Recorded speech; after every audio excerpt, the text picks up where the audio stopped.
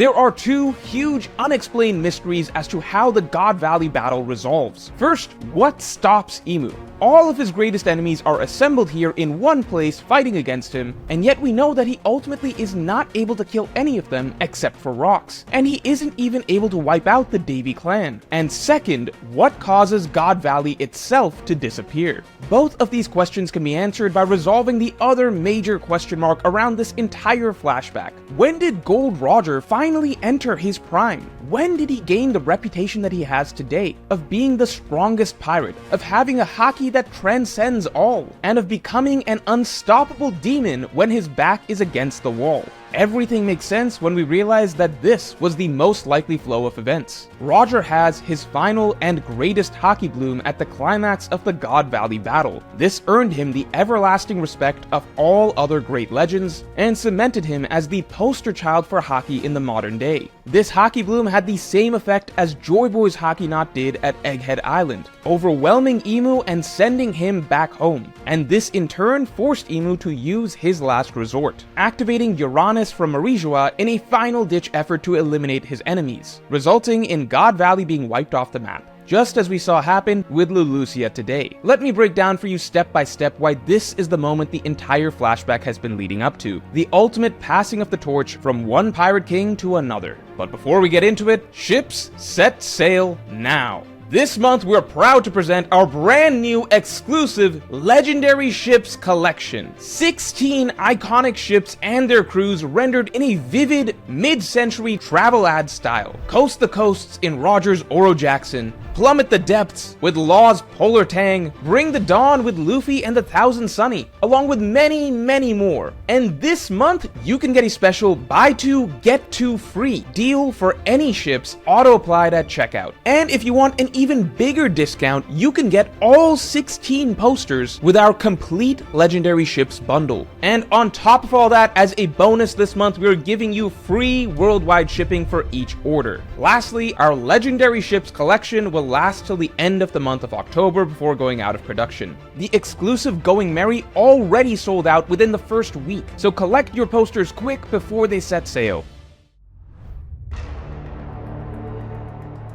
So that aside, to begin with, let's backtrack from the one thing that we know happened at God Valley. The island disappeared entirely. It supposedly vanished without a trace and can no longer be found on a map. This is, beat for beat, the identical framing and phrasing as what happened to the island of Lulusia when Imu erased Lulusia with Uranus. The island of Lulusia vanished without a trace, just as God Valley vanished without a trace. The world government erased Lulusia's existence just as they erased God Valley's existence. Lulusia is being shown literally wiped from the map just as God Valley was wiped from the map. All the verbiage and imagery between Lulusia and God Valley is as blatant a parallel as you can get, and beyond the clear parallels, there is also no other possible explanation as to how an entire island can be wiped off the map aside from via Uranus. As such, it is overwhelmingly likely that the world government erased God Valley with Uranus, but that begs the question, why? Because if Imu always planned to use Uranus to erase God Valley in order to eliminate the Devi clan, why didn't he do so from the start? And if Imu decided that the hunting competition would suffice, then why didn't Imu use Uranus as soon as the hunting competition fell apart and the God's Knights were defeated by rocks? Essentially, why would Imu come down to fight himself? Why not just use Uranus to end Rocks and his entire bloodline right off the bat? The simple answer is that Imu did not initially intend to use Uranus. Rather, something happened that forced him to, because something went wrong. Because remember, before Vegapunk began producing Mother Flames for the world government didn't have a way to make more Mother Flames to power Uranus themselves. Meaning that before Vegapunk came along and completed his creation, it is very likely that the world government could only use Uranus very sparingly. It's very possible they were even completely out of ammo for Uranus after God Valley, meaning that Imu would have had to have become truly desperate to have been forced to use Uranus on God Valley. Again, Imu could have just used Uranus anytime he wanted while everyone was fighting down below. But the fact that we know that he came down first to try and kill his enemies himself, but later on decided to just nuke the whole island, means that Uranus wasn't the plan. It was the panic button for him. it also means that something must have forced Imu back to Marijua, since that's the only place that he can fire Uranus from, and he would logically only fire Uranus if he felt that he had been stopped early from killing everyone on the island he had intended to kill. So then that begs the question, how did they drive Imu away back to Marijua? And again, just like the Egghead Island arc already showed us how God Valley was ultimately erased, the Egghead Island arc also gives us the answer as to what sent Imu home. So far, what we've been seeing is that Imu is nearly invincible. Nothing seems to affect him in the story, not even a combined attack from all the strongest legends of the series. However, there is one moment in One Piece where we did see something that did actually affect Imu, and that was Joy Boy's Haki. Joy Boy's overwhelming, unprecedentedly powerful Haki clearly seemed to be Imu's kryptonite, striking fear into his heart. And we also saw that such powerful Haki forced all of Imu's strongest subordinates back to Marijua at the same time. I believe this is a clear setup for us seeing the same thing happen to Imu himself. Despite Imu's seeming invincibility at the moment, that is simply because a sufficiently powerful release of Haki has not yet been used against him. Imu will ultimately be driven back to Marijua by an overwhelmingly powerful release of Haki comparable to Joy Boy's. Now, I've seen people argue that this spread suggests that Imu simply can't be affected by Haki, but that is extremely unlikely to be the case, as literally the entire plot of One Piece so far points to Haki being the answer. To begin with, what we are seeing with Imu is nothing new. I have genuinely no idea why people are shocked or acting like this is some completely broken ability that we've never seen before, when it's Oda's same exact goddamn identical textbook that he's been rinse-repeating since Logtown. Oda's favorite villain ability that he recycles with a fresh coat of paint every few hundred chapters is, oh no, we can't damage this guy. And Oda always pulls out the same exact answer each time, which is Haki, just also with a fresh coat of paint each time. Here is a little refresher of how One Piece has always worked. At first, we had the long-running Logia problem. Logia users were our first iteration of enemies that had a special ability that made them impossible to damage. But the idea we were building to is that Logias aren't actually invincible, the counter to them is this special ability, Haki. And so the main characters learn Haki, and now they can hurt Logias. But then we progress further in the series, and now again, we have characters like Kaido and Big Mom and Lunarians that are too tough to be damaged. But no, the answer is just that the heroes now need to learn more advanced Haki to be able to damage them. And then we progress further in the series, and we reach the Gorosei and the God's Knights, villains where even if you hit them with advanced Haki, they just regenerate. Oh no, again, we can't damage them. What could possibly be the answer to this? Ah, well, yeah, of course, duh, it's apparently an even more advanced application of Conqueror's Haki.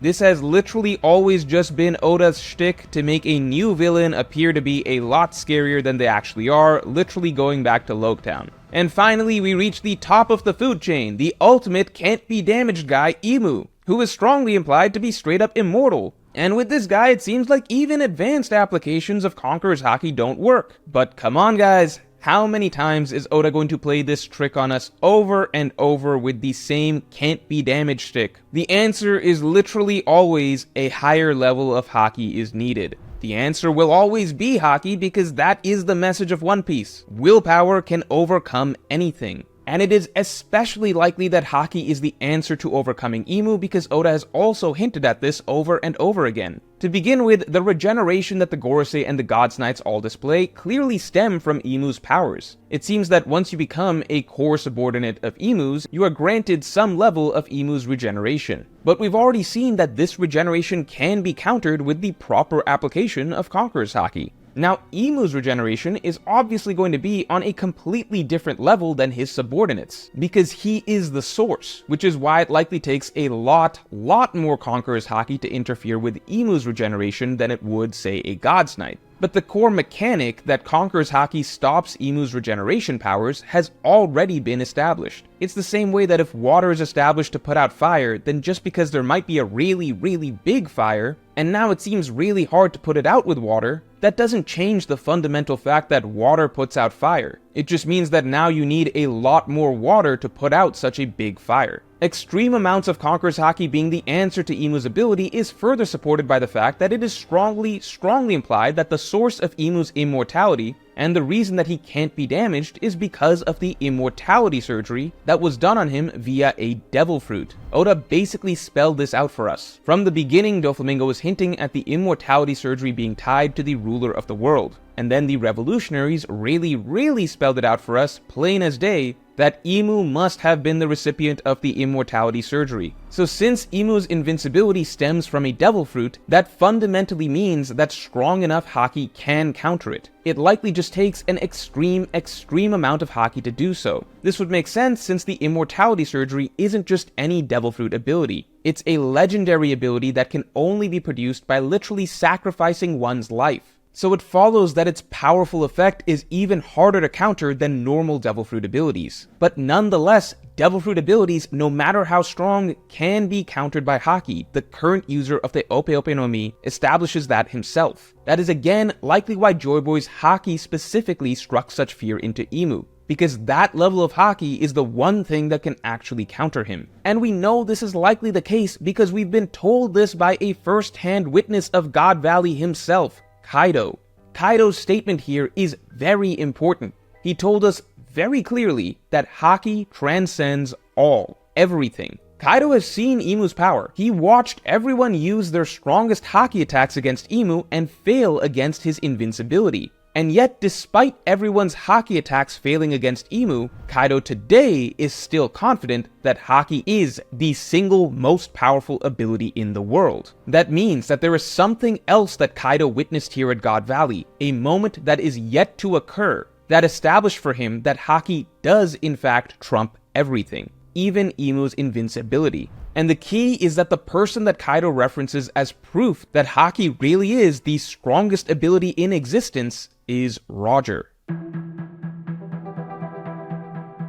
And so here we get to the curious case of Goldie Roger. So far, the myth of Roger does not quite match the man that we've seen so far throughout this flashback. And that's not because Roger was some fraud. No, it's because we are watching the flashback where the myth of Roger is born. Kaido tells us that Roger is the pinnacle of Haki, and that Roger's Haki transcends all. Where did Kaido see this? What established this notion in his mind? Garp also talked about how Roger would turn into an unstoppable demon when his back was against the wall. But that's certainly not the Roger that we've been seeing so far. Keep in mind, these types of statements aren't rumors. These are first-hand accounts of legends who have fought against and alongside Roger, who put him on this pedestal. So when do these great feats happen for Roger? Well, here at God Valley, of course. This is what the entire story of the flashback has been leading up to. The ultimate battle of the old era, where all the great legends of the past gathered. The same way that Luffy is about to have his defining ultimate battle in the coming war, where all the great legends of his era will duke it out,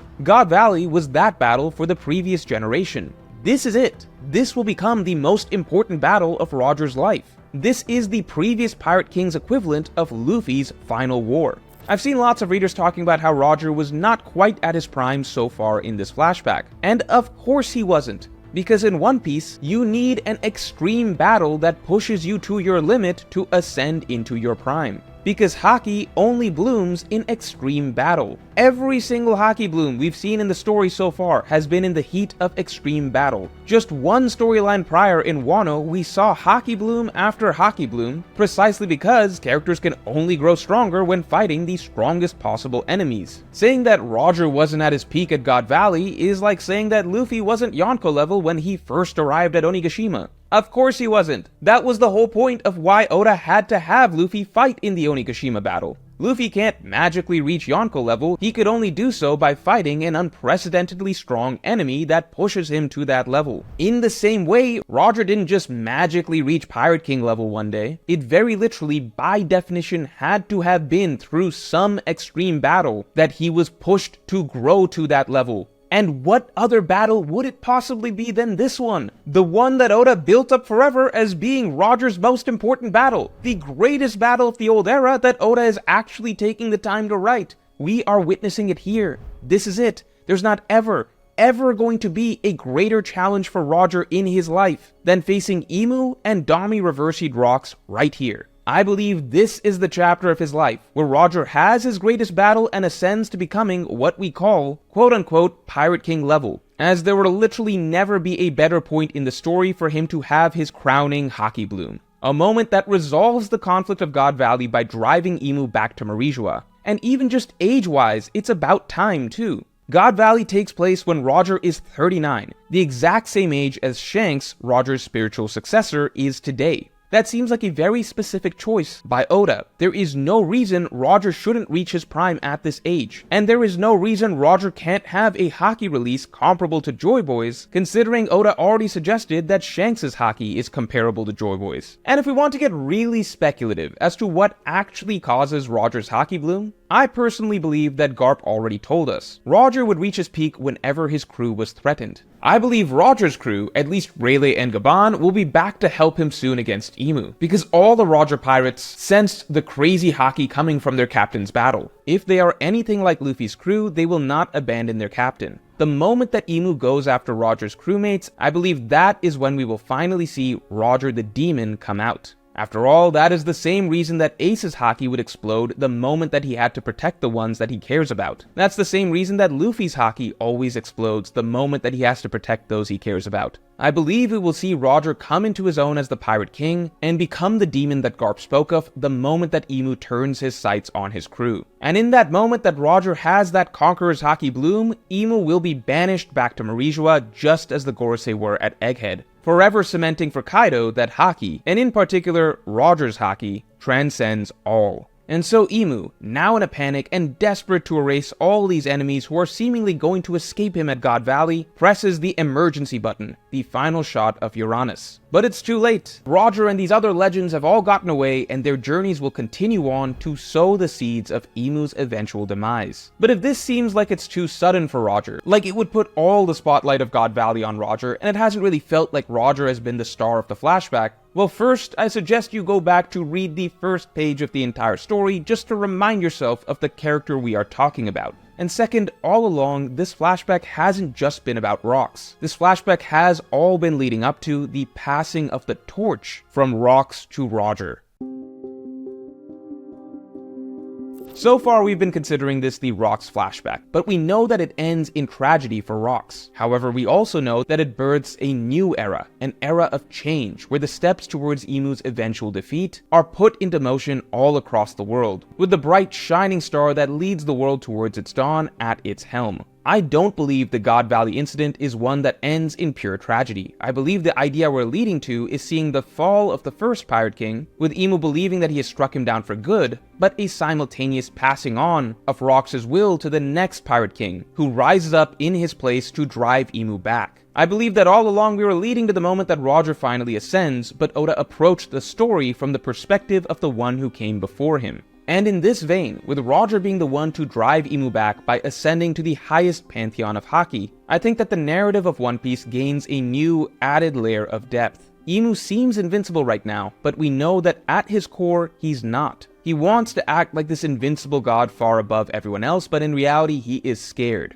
He's always been scared, because he knows that there are those out there who can defeat him. And in that vein, the story of One Piece is about destiny slowly building towards the fall of a god, with characters getting closer and closer with each generation. Imu was lucky that Rocks was never able to complete his plan, and Imu got the perfect opportunity to strike him down early before he attained the powers he was seeking. Similarly, I believe that Roger emerges as an even bigger threat to defeat Imu right here, and that's why Oda had to write Imu getting lucky yet again, that Roger gets a fatal illness that stops him from going all the way in his quest to defeat Imu. Otherwise, Roger himself could have done things like pursue the Nika fruit, wait for Shirahoshi to grow up, and so on. Imu isn't invincible, he is lucky. However, each of these figures that had a chance to dethrone Imu but fell short, passed on their will to someone else, with that will carrying down on, till finally the modern day, where Luffy will pick it up. And here we will finally see Imu's luck run out. this time everything will align properly, and nothing is going to save Imu from Luffy, the third Pirate King, ending him once and for all. So let me know in the comments below if you believe that Roger was able to drive Imu back, and if you enjoyed this video then definitely like and subscribe. And if you want to hear what I believe the full secret to Imu's abilities is, and how Luffy will be able to exploit his weakness, then you can listen to my weekly podcast that just dropped by becoming a member or by supporting me on Patreon, link in the description below.